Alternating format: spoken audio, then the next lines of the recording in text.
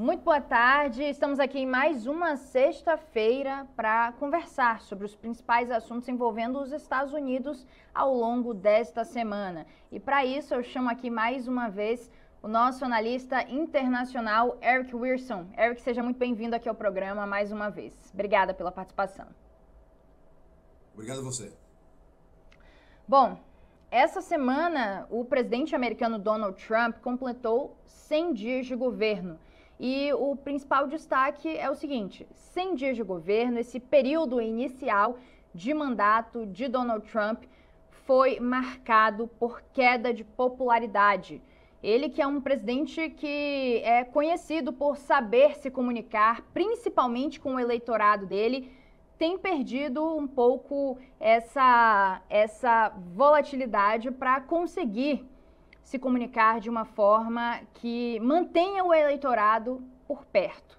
E eu queria que você fizesse uma análise primeiro justamente sobre o eleitorado dele que está sendo perdido, porque, de fato, o país estava bastante dividido nessas eleições do ano passado, mas Donald Trump tinha um público fiel e que está sendo, aos poucos, perdido diante de algumas medidas dele nesses primeiros 100 dias de governo, né? Lara, é muito curioso, porque o Donald Trump foi eleito para resolver principalmente duas questões. Questão número um era fortalecer a segurança na fronteira, né? Havia muita gente que estava muito desconfortável com o número de imigrantes ilegais que estavam entrando via a fronteira, principalmente a fronteira do sul, com o México. E a outra razão, que eu diria que era uma razão até mais importante ainda, é que muita gente acreditava que o Donald Trump ia ser melhor para a economia americana, que ele ia, de repente, parar com a inflação ou diminuir a inflação, que muita gente, apesar de que era um vestígio do Covid, né, muita gente associava isso com o governo do Biden. E, portanto, as pessoas votaram no Trump achando que ele ia ser melhor para a economia.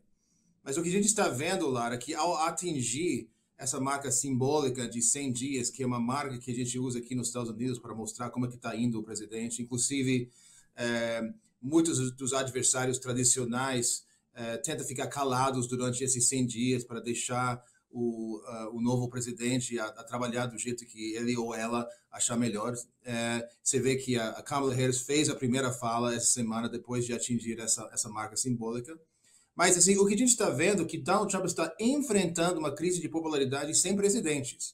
Segundo uma análise da Gallup, que é uma das pesquisas mais respeitadas, bem independentes aqui nos Estados Unidos, e também tem outras instituições que também estão mostrando resultados muito parecidos, a aprovação do Donald Trump está em torno de 31%. É o nível mais baixo registrado por qualquer presidente americano neste ponto do mandato, em pelo menos os últimos 80 anos, ou seja, na história moderna.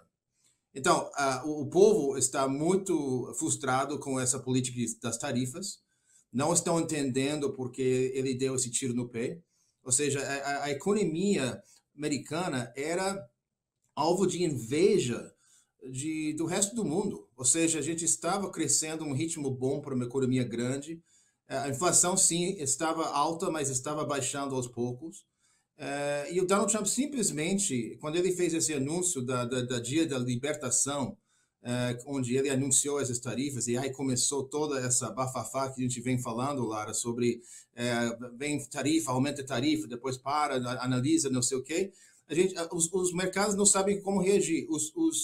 As empresas não sabem como reagir e os consumidores também não sabem planejar. Então, quer dizer, muita gente está muito frustrada com isso, muita gente acha, a maior parte dos americanos, ou seja, nessas pesquisas, estão indicando que eles estão receosos a fazer novas compras, as empresas não querem fazer novos investimentos, ninguém sabe como lidar com essa coisa.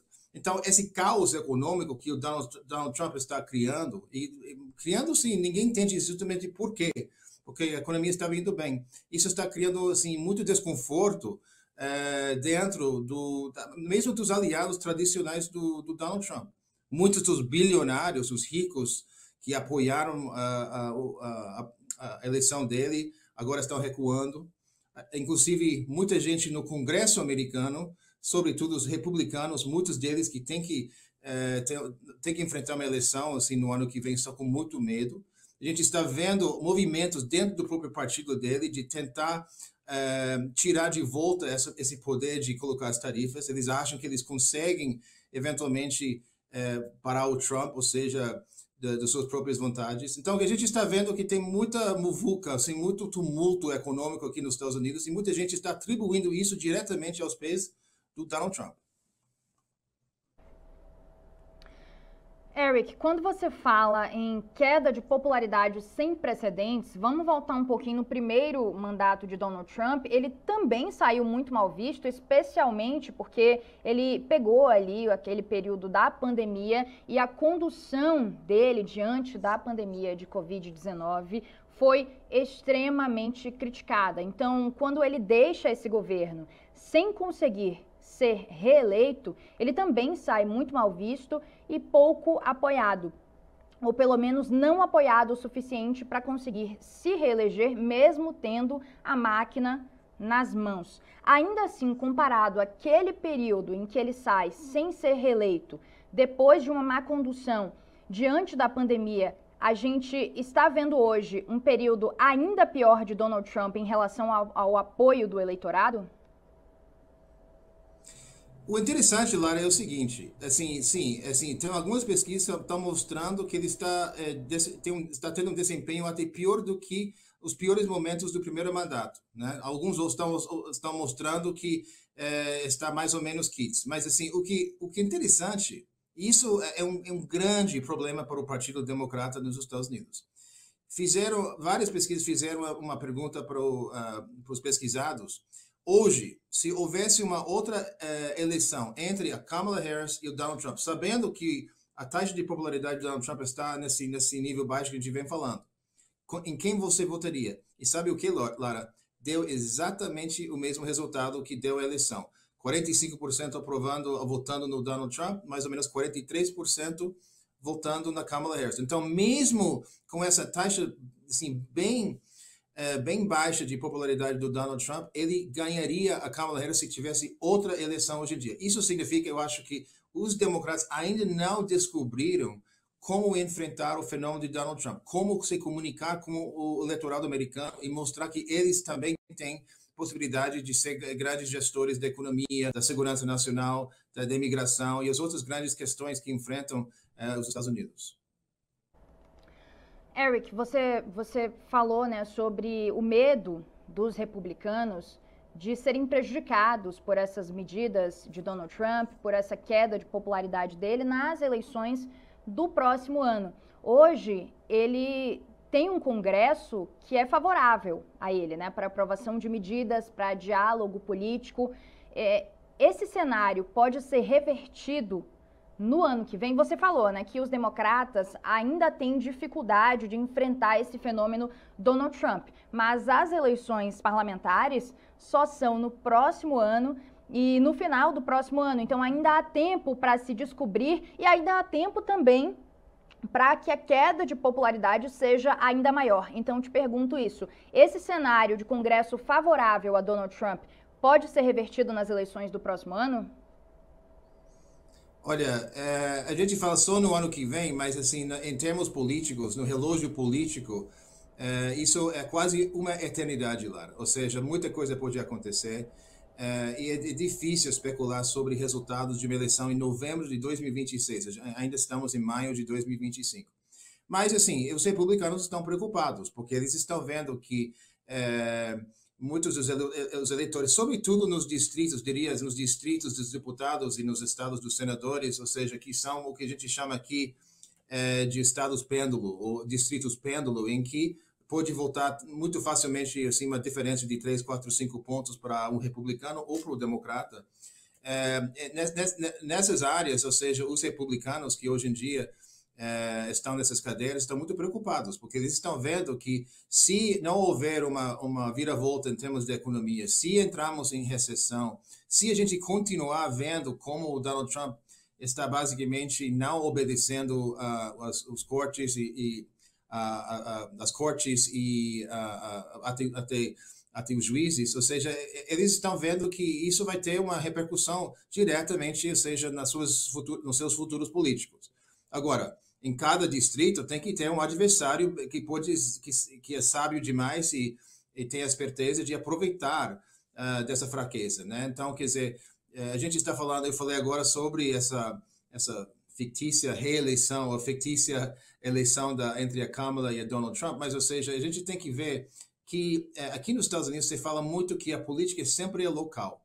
Então, nesses distritos que hoje em dia são ocupados por republicanos, mas esses distritos pêndulo, ou seja, se isso surgir um adversário democrata forte, ou seja, esse republicano pode ficar com muito medo e pode até perder a cadeira. Isso está causando, a nível nacional, uma grande preocupação de que os segundos dois anos do mandato do Donald Trump, ele pode perder o apoio do Congresso, pode virar até nas mãos dos democratas. E se isso acontecer, a gente vai ver exatamente, eu acho, um filme que a gente já assistiu no primeiro mandato, um monte de movimentos para impeachment, essas coisas todas. Então, quer dizer, o futuro político de Donald Trump agora, hoje, não parece muito promissor, mas tem um grande porém. Assim, ainda é muito tempo, como eu disse, é uma certa eternidade política até isso acontecer. Bom, tarifaço é um tema que envolve muito essa questão da queda de popularidade de Donald Trump e também é um tema que toma conta da política global e da economia global desde que Donald Trump foi eleito. Nessa semana, a gente teve uma fala muito polêmica de Trump em relação ao tarifaço. Vamos colocar aí na tela, por favor, João, o vídeo em que ele fala sobre bonecas, crianças, Natal, vocês vão entender. Nesse vídeo aí, ele está falando o seguinte: alguém diz que as prateleiras estão vazias. Bem, talvez as crianças tenham 2 bonecas em vez de 30. Talvez as 2 bonecas custem alguns dólares a mais do que normalmente custariam, mas não estamos falando de algo que exija muito esforço. Eles têm navios carregados de coisas, muitas das quais não precisamos, e precisamos fazer um acordo justo. Isso é uma fala dele em relação à guerra comercial que os Estados Unidos estão travando com a China. E por conta dos produtos que vêm da China e que agora estão com uma taxa muito maior, Donald Trump falou que as crianças, então, podem ter 2 bonecas ao invés de 30 e que isso não é problema nenhum. Mas essa fala pegou muito mal aí nos Estados Unidos, né, Eric? O Donald Trump é sempre conhecido, ou seja, você pode gostar dele, não gostar dele, mas um dos superpoderes que ele sempre teve, pelo menos até recentemente, é que ele entendia como se comunicar com o público americano, sobretudo não só com a base, mas com as pessoas que estão sofrendo economicamente, pessoas que têm nada a ver com ele em termos econômicos, né? Ele é um bilionário e ele é um cara bem, mas além disso, um cara bem populista. Mas, assim, muita gente está especulando que está perdendo um pouco desse dom. Toda essa política das tarifas, todo mundo, ou seja, não há economista sério nos Estados Unidos, nem no mundo, que não conseguia prever o que ia acontecer com essas tarifas, que isso ia criar pressões inflacionárias e poderia desembocar numa situação de recessão na economia americana. Mesmo assim, ele foi avante e com essa política. Mas da forma que ele está se defendendo, da forma que está explicando isso, está deixando muitos observadores de longa data, ou seja, muito perplexos. Ou seja, será que é velhice? Será que é idade? Será que é outra coisa? Será que está nem aí? Porque, assim, teoricamente, ele não tem como ter mais uma eleição. Então, será que ele é a versão do Donald Trump solto que a gente está vendo?